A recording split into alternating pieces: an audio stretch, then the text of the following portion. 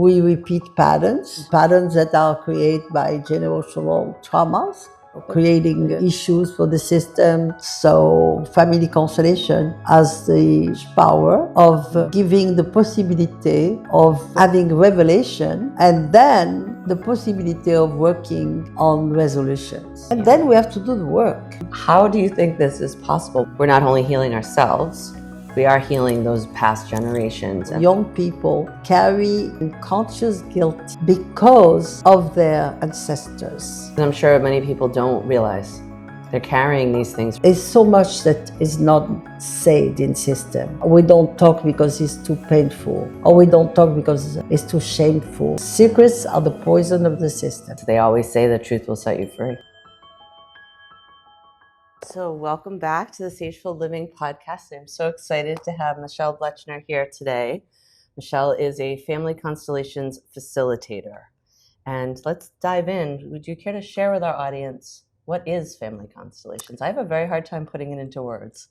So Family Constellation is part of systemic work in general, because after all, family is just a system. But it's an important system because it's the one first where we belong to from birth. And a system is created when two people start to have a family. Doesn't matter in what way, but you have a father, you have a mother, you have a child, and then eventually siblings. But this is a family system, which, of course, those two parents come from already a family that was organized with the same type of order, mother, father, and child, and siblings, whatever it is. So it continues. But the family that you belong to, you or me, that never changes. It's always the base of the system with every ancestors behind. And we automatically have a connection with all of them. And through loyalty, we repeat patterns that are created by generational traumas, but also by cultural, societal, all the trauma that you can pick up along the road. Yeah.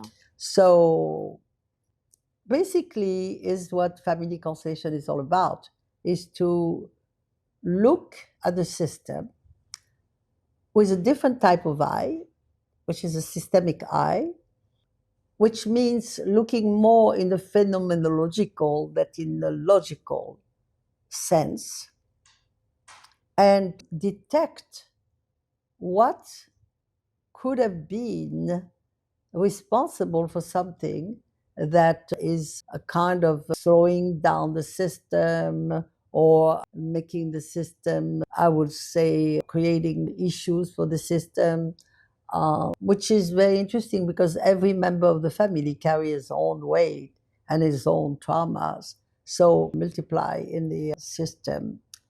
So Family Constellation has the strange power of giving the possibility of having revelation and then the possibility of working on resolutions. Right. So it's really, that's the word that kept coming to me in my head was revelation. Yeah, revelation. So things are revealed. So tell us a little bit about how the work is done, because I know we can do one-on-one, we can do group, we can do Zoom.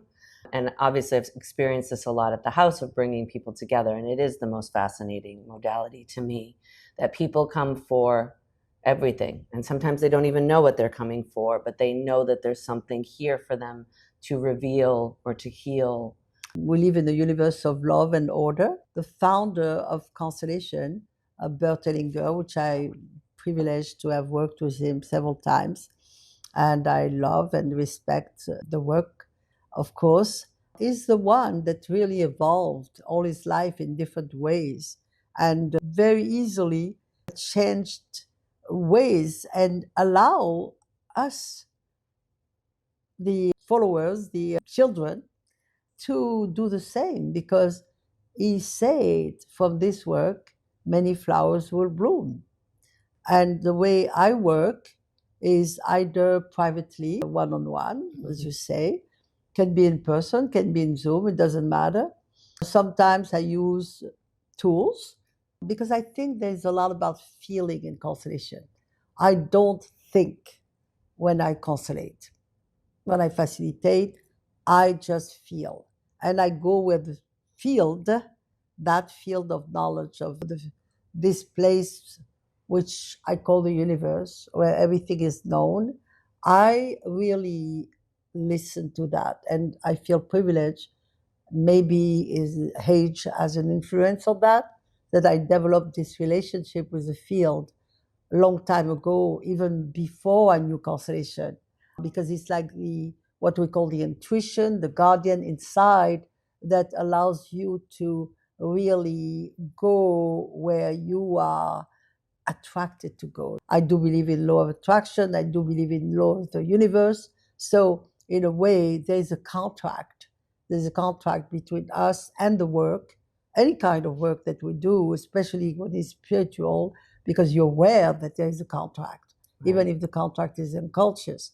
But that is the way that I work. So on the private constellation, for example, which lasts about an hour and a half, you go deeply into the system with the person.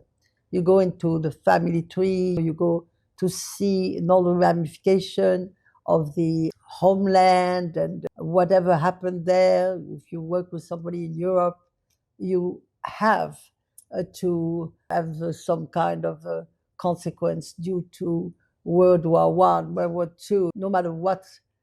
So there are some basics, like Exactly. people that are from Latin America, most likely they were politically cool. or they weren't ancestrally from there because so many people pilgrimaged and made homes there. Exactly, because history of inquisitions that brought people to different countries, especially South America or even North America. But you see all this, Spain, Portugal, Italy. So you know that you're going to have different type of trauma depending in what area you are working. And of course that, because there is always victim and perpetrators, there is always guilt involved, there is always fears and all different elements, different emotions, different situations. So it's fascinating to see. And even when you work with one person in one-on-one, where you go deeper, you see the connection with a lot of different elements that this person is living at this time and place. So that is one way. The other way is to do groups. And groups are fascinating because, of course, you're getting involved with so many similarities. Yes. So the similarities are amazing. You find people having same name, same birthday, same origins. You in a field very quickly, and if you stay long enough, everybody is a relative. Right. So it's very interesting and fascinating, actually. So that is another way to work. Because of COVID, we had the privilege of learning how to work in groups, even on Zoom. Yeah. Which a lot of people do not like. I like it for different reasons. At the same time, especially when it's a house or an office or even, say, in a park where people are around, there is interruption. There is people coming in, people going out, kids, dogs, cats walking across the screen. And everything is indication. Nothing happens by chance. So you get a lot. You get a lot of material, which in a group, you get this material, but you see it personally, and you see the interaction with people. In a way, I love it all. In person, on Zoom, it doesn't matter for me.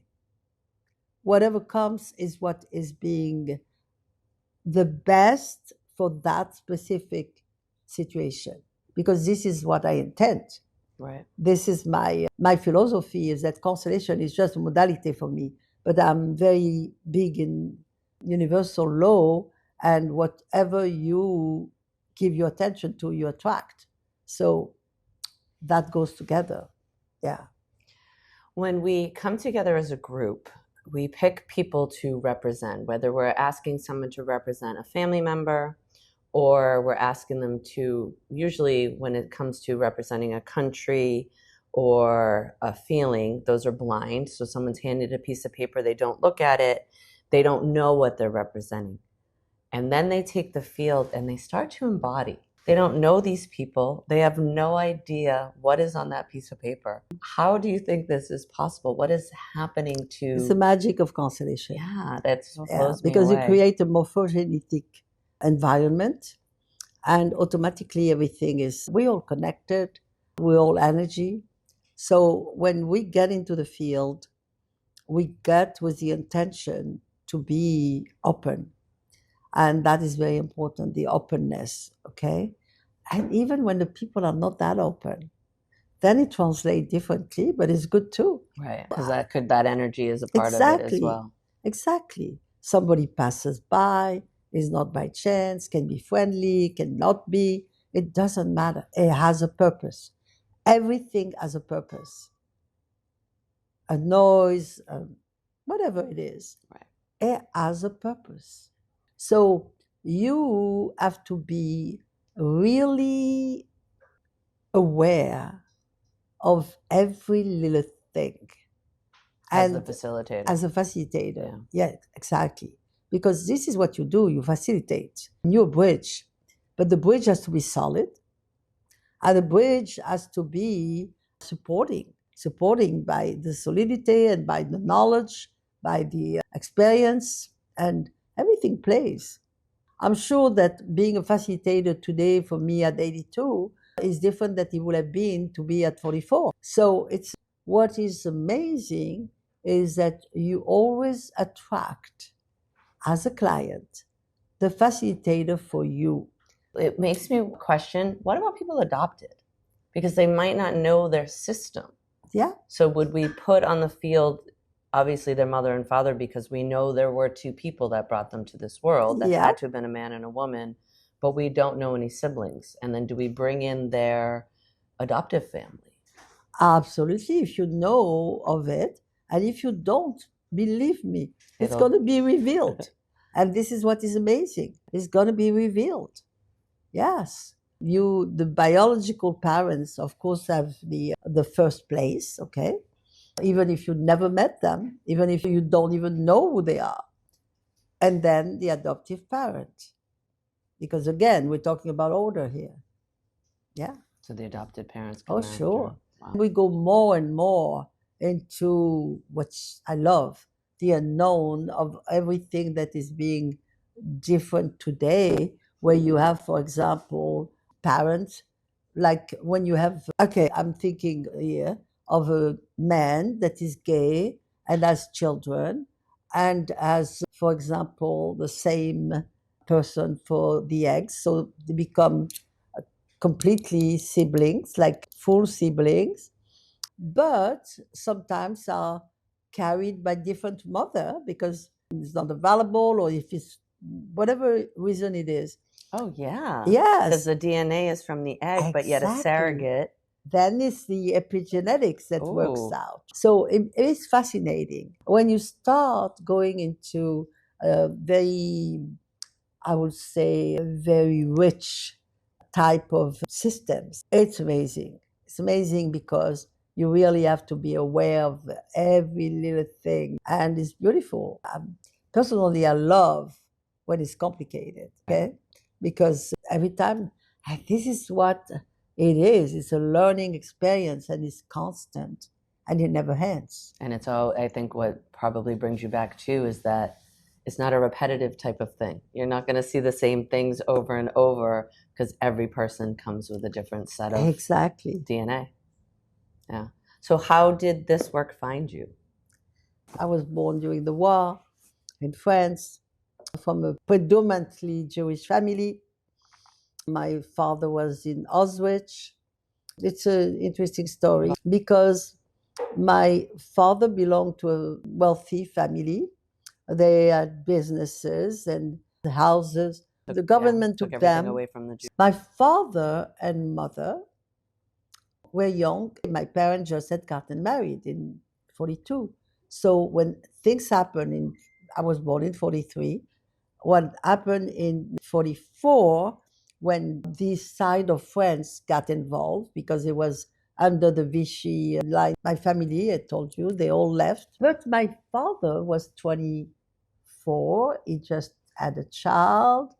He had a new wife. He wanted to stay there and look at the business and everything else, the unconscious of the youth. And so he was caught, denounced, betrayed by a friend, because this friend owed him money, and they were giving money to people to denounce Jews.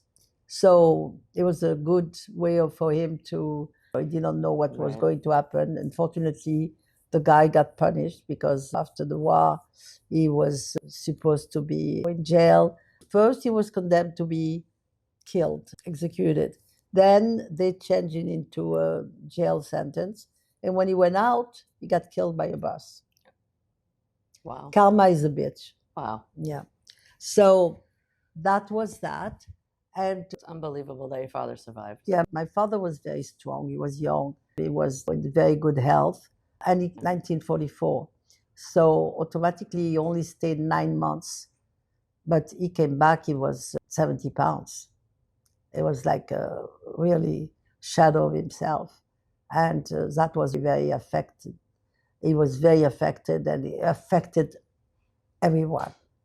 Her mother, that was not Jewish. She was the only one that was not in my ancestors.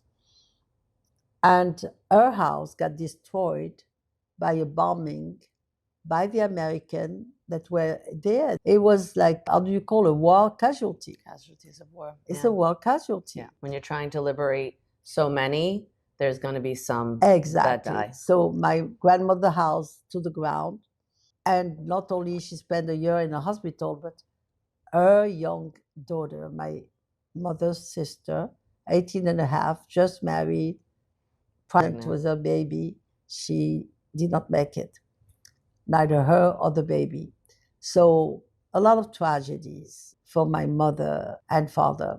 And in a way, it's interesting because very recently, because I did not notice before, but like I say, when you start constellation, you get a lot of spontaneous revelation. And I got reconnected with my first important relationship, and we were talking about, because when I was 20, I had an accident. And of course, he was there for that. And I was saying that we had a very violent relationship. And we loved each other very much. We were very passionate and very violent. And he said, no, we were not violent. You were violent. I was containing you. And that really made me think. And he said, when it changed, because I met him, I was 17. He said, it changed after your accident, which I was 20 when it happened. Okay? And I realized he was right. I was touched right here on the third eye. I got a very heavy, the thing that they were moving the tent of the cafe, at the time. I got it. A day was like a very strong wind in Provence. It's called the Mistral. It went and it hit me, and I almost died. But it must have opened my third eye. So you see, from a very terrible accident, which I almost died, I had terrible consequence, made me violent at the time, because and it was loyalty, because my father would become violent, but he did not want to hit anybody. So he was hitting his head against the wall. Okay? Hitting net is with fist and his head, like he was jealous, for example, because he thought that my mother would cheat on him or things like that. He would do that. And you know what? This is what happened to me. I did not have to really do that. I got it on my head. Oh, wow. And in a way, I realized and I say, oh my God, that opened my third eye. And I had all those very strong psychic revelation. Back then? It started slowly. And then, because this was in my 20s, we stayed together 14 years. I had a lot of things where I saw things that made me mad, sometimes at him or whatever it is. And then I would really be violent. And then when I was 31, I broke up the relationship for the 100th time. I came to the United States by myself. I was supposed to go with him. And this is when I met my husband. And in a way, it was my savior. Yeah. It was a soulmate that was putting an ocean between that relationship and me, and was calmer and whatever, and perfectly. And it was perfect. It was perfect for me. It was perfect for him, for this guy. So it was good. But when we spoke about very recently, I really realized that. And I say, oh my God, I never thought about that. And I had all those revelations, I saw my grandmother when she passed away, 35,000 miles difference. And I say, my grandmother died. And my husband said, you had a bad dream. I said, no, it was beautiful and everything else. My father came and talked to me after he died. And this is what really brought me to start my spiritual journey. Because before that, it was very challenging because my father came back from Auschwitz saying God doesn't exist. He could not allow things like that to happen. So he was mad. He was mad at God. He was mad at everybody. That's understandable. Yeah. And I found a letter not too long ago, actually, in the middle of pictures that he had sent my mother, where he was saying that many times he was thinking of suicide. And the only reason why he did not do it was because of us, because my brother and I, because it was too tough to bear. Yeah. But to find that letter and to know that your mother lived with that pain. Yeah. Oh, yeah, they all lived with that pain. Yeah. They all lived with that pain. Yeah. And in a way, the children lived with that pain, and it's not ours. So this was a revelation that this pain was not mine, because it did not start with me. But what it did is that, interestingly enough, in 2008, when the economy went south, after being in business all my life, I say, wow, I had to close up my last business. And I say, what I'm going to do? And I say, everything I learned, I'm going to use it. I'm going to become a coach. And from that day, maybe a week later, my daughter called me and say, Mom, I did something amazing. I healed you. I healed me. It's great. I did something called Constellation. You got to come to New York. I was living in Miami at the time. And I'm going to put a group together. You're going to see. And this is how I was confronted to Constellation. And this is when I say, this is what I'm going to do for the rest of my life. You knew at that moment.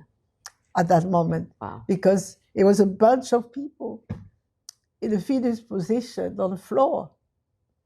And the facilitator told me, she said, did a lot of kids die? And I was thinking of the kids of my grand-uncle. My grand-uncle got saved, but his family eliminated in Auschwitz.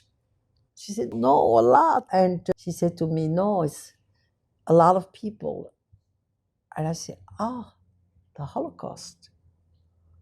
And she said, yes. She said, go to them. And I went to them, and she made me say, I would live my life in your honor.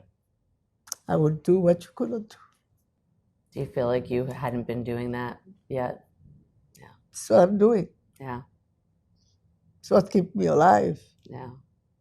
It's incredible. It's incredible that Masha found it and knew that this was for you. Yeah. She could have gone deeper herself, but she knew. So what was your next step from there? My next step? Yeah, was it you found a training right away? Like you went back for more sessions? Yeah. It was interesting because I made this young woman come to Miami a couple of times. She came, and 2, 3 times, I forgot. I put people together because I was blessed enough that I already had a community because of Abrahamic's facilitation and everything else, which I was really blessed to meet 40 years ago. And so people liked it and everything else. And I found out that a guy named Mark Woolen was coming to Miami. I went to work with him. He's the man that wrote It Did Not Start With You. And I found out that he was starting a training in New York. And I said, where? 10 minutes away from where my daughter lives, on Long Island, which was amazing. The place where she grew up, Great Neck. And that he was doing it with somebody else. Her name was Susie Tucker. And they became my trainer. And I could not find better training because Mark is very masculine, very direct, and Susie is artistic, and she dances on the floor, and she's very feminine, and she paints, it was a balance between the two, which I found in me because I have masculine and feminine energy. I'm not one or the other. So I really related to both of them, and I love them, both of them. And yeah, after that, I work with a lot of. Once I was trained, I start working, and I continue my education because I work with a lot of facilitators, and among them, of course, Bertelinger, twice, once in Spain, once in Mexico, each time for a week, and with teachers all over the world. I even later on was interested in, because being a businesswoman all my life, I was interested by the systemic work in business. So I went to the Netherlands to train with a guy named Jan Jacob Stam. And this was following a World Conference in Slovenia where I went, and I really had the illumination, and I decided to start this organization that I call Mosaic, the movement, which was Miami organizational systemic approach for an international community. And I organized people coming to Miami, teachers from all over, Jean Jacob, but other people as well. And interestingly enough, Jean Jacob was the last to come in person because then it was COVID. And we immediately put it on Zoom, and all the other teachers could come, which was wonderful. And it put us being really pioneers on Zoom. Yeah. Because we had the product, so we had to do something with it. Yeah, that's right away. Which was beautiful. So where you've done a lot of your training international, it seems that the U.S. isn't a big market. You are definitely have been spreading that. What other countries is Constellations bigger in? Even when I start, Brazil was very strong in constellation, which is understandable because it's a very spiritual country. I remember that when I started doing constellation, it was 33,000 facilitator in Brazil. I don't think it was 33,000 people in the United States that knew about constellation. Wow. At the time, which was like... But Hillinger was from Germany, so how do you think it made its way to Brazil? Because, as I say, Brazil is very spiritual. And sometimes there is a connection there. Mexico was very big. Brazil, Mexico, actually, there is company in both countries where you are not hired for a job if you don't do constellation before. And I don't know if it's Mexico or Brazil, but before you get divorced, you did go to constellations like constellation, as well? Yes. Really? Because, Does the state pay for it? I forgot, but I heard that. I will not swear it, but I heard. So it's interesting this way. And of course, in Eastern Europe, constellation is big.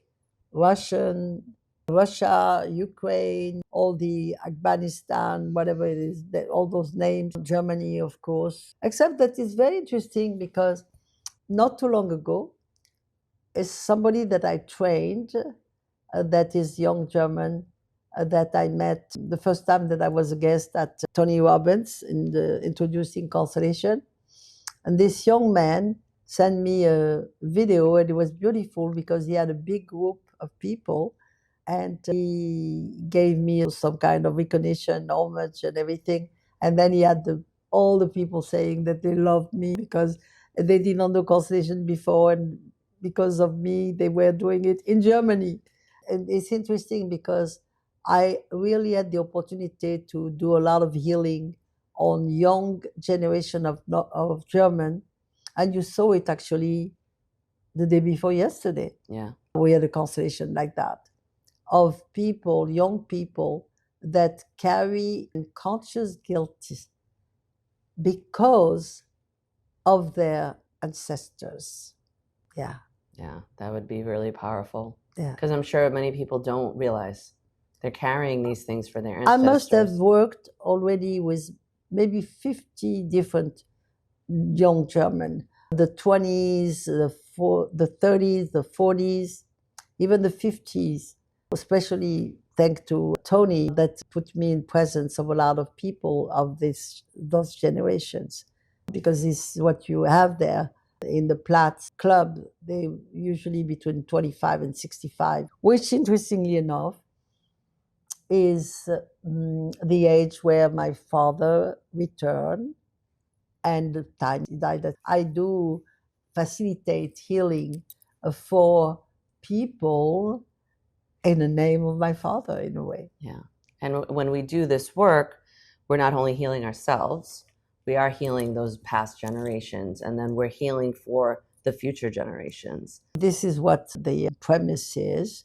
And again, and I really like to insist on that, it's more revelation, and then we have to do the work. Yeah. Because it's important to do the work. You have a movement, but that movement is a first step. I noticed that. I notice sometimes people come back and they're working on the same thing that they worked on last time because they had that revelation, but they didn't do anything about it. Yeah. Do you think there could be like integration from this or coaching? Oh, sure. This is what I offer, and a lot of people do too. Yeah. And I offer in different ways to allow people that even with reduced means, like this morning, I do every Monday morning a class, okay, from 11 to 1. That is a very low price, and even people that say that cannot pay, I do facilitate and everything, because I think it's important to continue the work. It's like a group coaching that I really give every Monday morning. Because of that, because there is integration. And of course, I do regular coaching, and I'm not the only one. There is a ton of people that are doing this work and do that because it's important to continue and to really shift the consciousness, see? Otherwise, okay, so you have the revelation. What do you do with it? Yeah, I think that's really smart, and that's what people need to be following up with after being facilitated. And not even, we always say when they come, people want to be in that chair. Yeah. They think they're going to get the most out of being in that chair and being constellated, but it's not true. We have players and we have observers. And yes, the last 2 days that we've done here, I think the most that I got was from somebody else's. Sure. Yeah, because it's the relevance. I was supporting a woman who had abandoned her inner child at 5 because her father died. And here I am representing her inner child. And when I was 5, I got hit by a car. Yeah. And my whole life changed too. And the traumas that I've held on to. So it's like when I sit with all that later, more comes up and is revealed. So it is, to me, it is so fascinating to watch people come that have never done this before and be on the field and just start feeling. Yeah, and that's why we say we are all connected. We are all connected. We're all connected. And then the business ones, when John Jacobson came, I found that fascinating too, that this work can be done in a corporation. He said he did it in government offices and police departments. Oh, sure. And we had companies come in that had no idea what they were doing. And it was someone was representing different partners, different departments.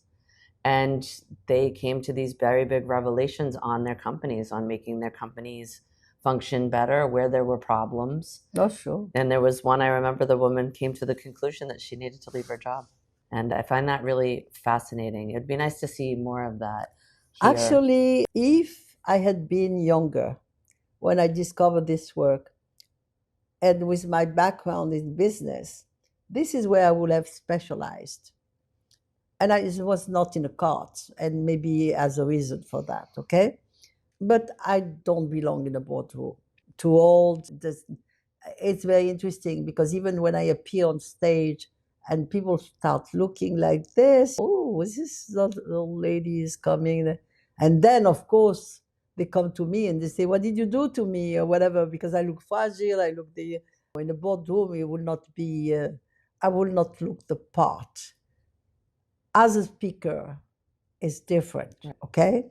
Even in a crowd, because I sometimes do it for 500 people, but as in a boardroom, not. But there are people that specialize, and actually, I like to mention something because when I did Mosaic, it was a young man that I did a lot of work with because we find each other, and then we trained together, Jan Jacob, in the Netherlands, and he became a friend. And when I did Mosaic, I asked him to be my, strategist. That he was great. He lives in California, so he would come. It was Ivan. It was Ivan, Yeah. yes. And he had written a book with his wife, Mariana. The book was family business because they had a family business that they now sold.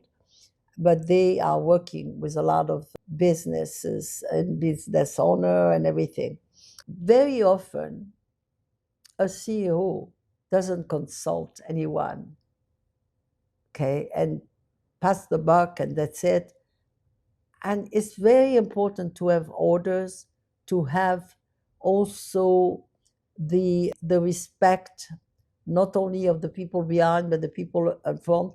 If the sales department is not functioning, it's not because of them, it's because the CEO might not be vigilant enough and giving the message clearly enough for them to work. So it's like in a family, you have the people, the parents, like the CEO, and then the children, like the teams, and then the grandchildren, which are the people The with workers. different. Yeah. And that is very important to have an order.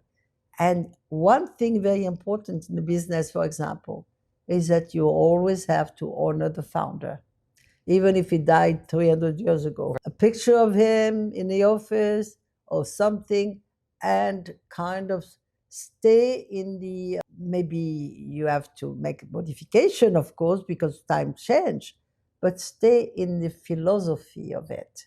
Respect the message. Yeah.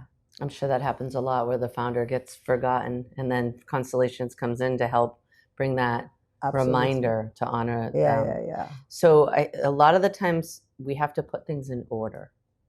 So can you talk about that a little bit of when we're doing family constellations, what is out of order and what are we doing to put things in order? Well, physically putting it in order is already a good thing. Doing rituals to close the deal in a way. Rituals are very important. They're good because give the awareness and calling the light. It's very interesting because we live in a universe of polarity and everything has to be recognized. But recognized in a way that, for example, the dark is just absence of light. So look at the light. Shut that light on and shut the light on. Dispel the darkness. Is there every time a group is too big or too small? Never. Never. It was a perfect group. Right. Yeah. Yeah, I think sometimes, like yesterday, you would think with 6 people, we'll be done in an hour. But nope. Nope, it just kept going and going. Of course. Yeah. Of course. When I first started Constellation, okay, I remember I had 2 sessions a week. I would do a session on, I think it was on Wednesday night, and one on Sunday morning, and sometimes afternoon also, whatever. And sometimes it was interesting because it was the beginning. And I was doing it every week. And I knew a lot of people, but sometimes 2 people would come. I would do consultation with 2 people. And I would do it thoroughly. And yeah. And it could be 20 people. And it was still the same. And it's still the same. That's so fascinating. Do you have any favorite stories to share? So many. One thing I want to say to the audience, I feel like in today's youth, they don't have that desire and respect for history. And constellations just show you how important it is. People don't want to do Ancestry or 23andMe because they don't want their DNA out there. But it is so important to know your family history. Oh, yeah. While your parents are still around, your grandparents are still around, ask questions. Ask question and answer the question with authenticity, because there's so much that is not said in system.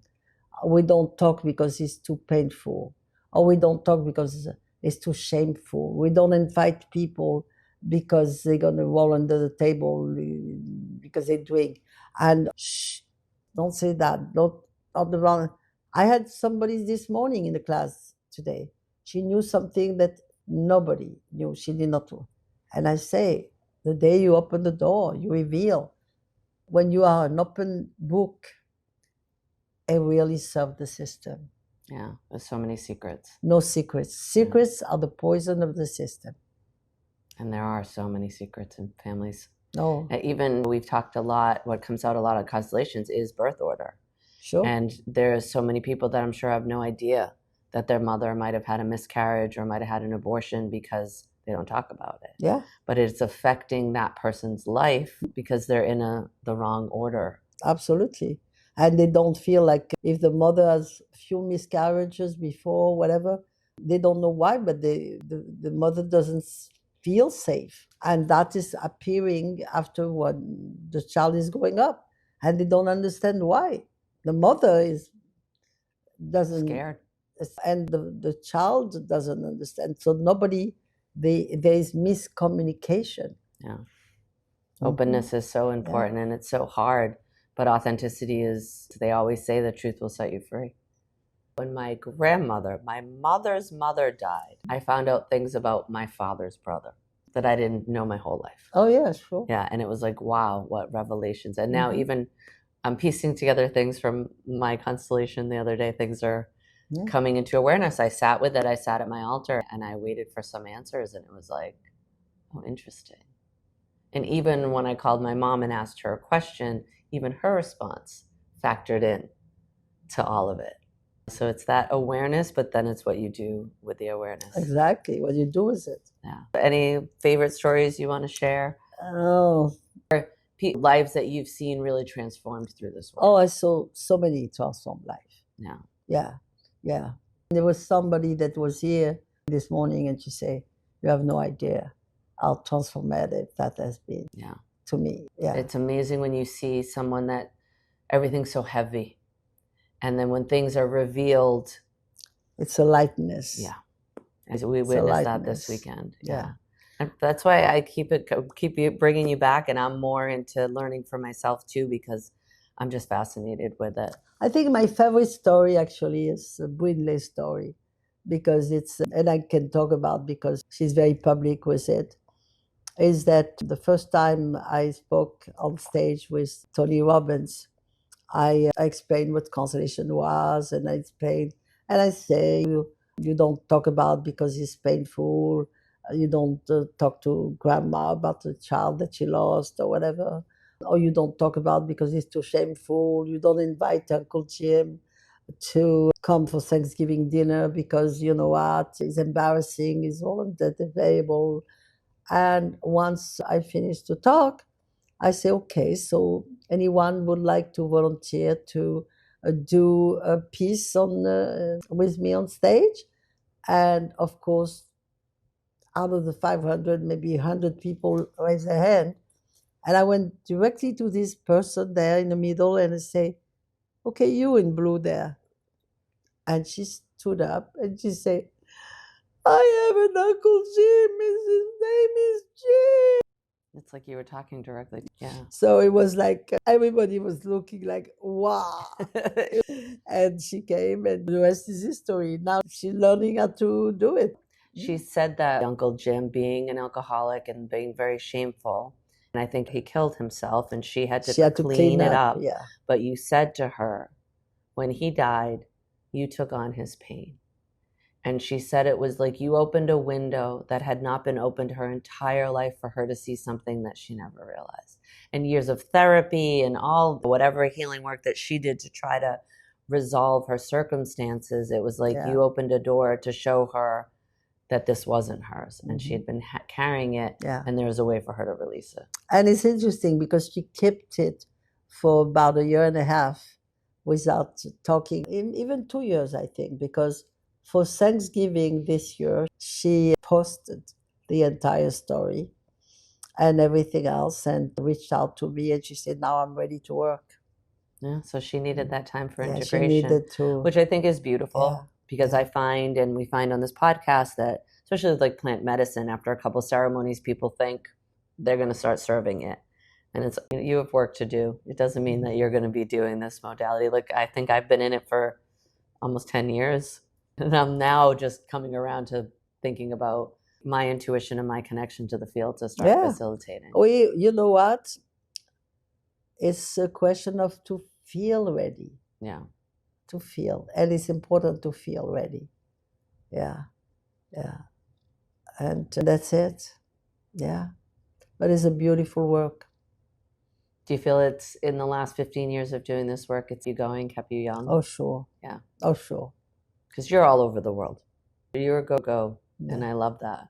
And I love that your willingness and wantingness to share this with as many people as you can. Yeah. So I hope that this podcast brings more viewers and more people and more curiosity around this modality. Yeah, because I think that we all need together, and especially times are becoming more and more challenging. And it's important to stay human because, look, artificial intelligence is fantastic. It has to be balanced by the humanity in us to surface in those times. Yeah. Yeah, the free will. And constellation, I think, is nothing happened by chance. I think that's an awareness you've given me as I see more signs than I did before. I see, like, even the other day, and everyone left, and a guy showed up selling fish and meat, and even who he was and his name factored into things that had come out that day. So it put that curiosity in my mind. Okay, all the guys here for the plumbing were named Ronnie, which was my uncle. So it was very interesting. Yeah. And look at the problem with the plumbing. Yes. And then this guy that was not supposed to be here. Yep. Okay. Which is amazing because he said, no, I did it, something, and he was pushed to go. He had a transformative session. He's not practicing, but he was able to help you a little bit with that. And what even more was ironic for him was that he had this revelation of the feelings he was having the last time he had them was when he left the life as a plumber. So now here's the reminder of that life. You could spend night after night at the fireplace telling stories about it. So here at Sageful Living, our tagline is live a life aligned. What are your practices to keep you aligned? Okay, so the practice that I do every morning and I teach is that actually we like a house. So what do you do for a house to be solid? You have foundation. And if the house has a problem, you have to really reinforce the foundation. Sometimes the house go to hell. There's a hurricane. No more house. You have to rebuild it. We are the same. And there is no two ways to build a house. You have to first have strong foundation. And it's 4 pillars. The first is meditation, okay? Because then you receive messages, okay? It's not you talking, praying, or whatever. You receive. The second is connection, because when you receive, you get connected. And connected is very important. Not attached, but connected. The third one is appreciation. And you talk about everything that you appreciate in your life, and you look around and you really say whatever happened yesterday that is beautiful, whatever happened this morning, or whatever it is, you really appreciate, because when you appreciate, you give more value. You give appreciation to your life. And when you reach this frequency, because we are energy, we vibrate, you reach this frequency of appreciation, which is love, then you set up your intention. And you set up by saying, I choose, because we have choices. Life is a smorgasbord. You can pick and choose. It's not I want, because if you say I want, it's because you don't have it. It's not I need, because need comes from a place of lack. It's not I hope, because hope is a wish, okay? You wish upon the star. You are creator. And it's not I, what did I say, want, and it's not I hope, because hope has a connotation of doubt. It might happen or not. It's I choose. And it's M, C, A, I, which are the same letter, which somebody made me notice, that A Course in Miracle, but in a different Different order. order. Of course, in Yeah. miracles. Oh, wow. Exactly. Yeah. Same order. I channeled them, but this is what I teach, and every day. And this is what you do.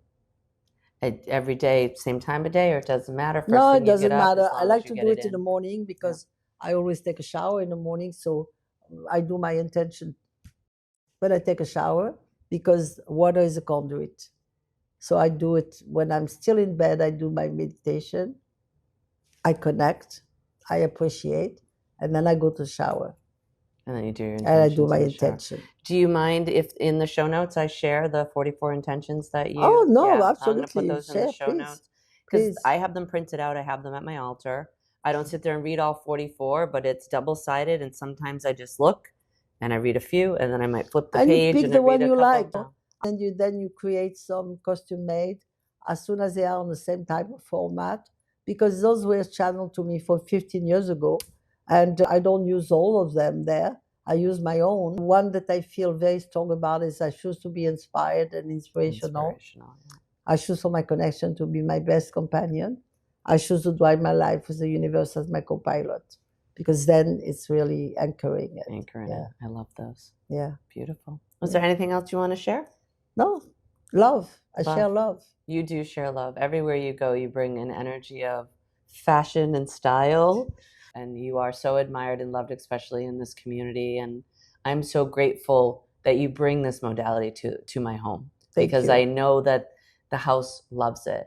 And last night I did a video because Gabby had come back to pick up her stuff, and we were in the healing room, and she said, how do you cleanse the house? And I'm big on copal. Like, you'd think I'd be big on sage. I'm more big on copal and palo santo. But I had on like my dance playlist, and I was going through the house, and I thought to myself, it doesn't have to be the spiritual ritual. No. The energy I am bringing through dancing around with it is cleansing the space. So it's of constellation is beautiful. Yeah. And one thing I really love is that you don't, when you're embodying something for somebody or someone for somebody, you don't hold on to it. No, you de-roll. You de-rolled and it's gone. I went from hysterically crying and being this 5-year-old self for this woman and really feeling it to laughing or sleeping in the next one. It's very easy to go through, but yet the awarenesses stay there. So thank you so much. You're welcome.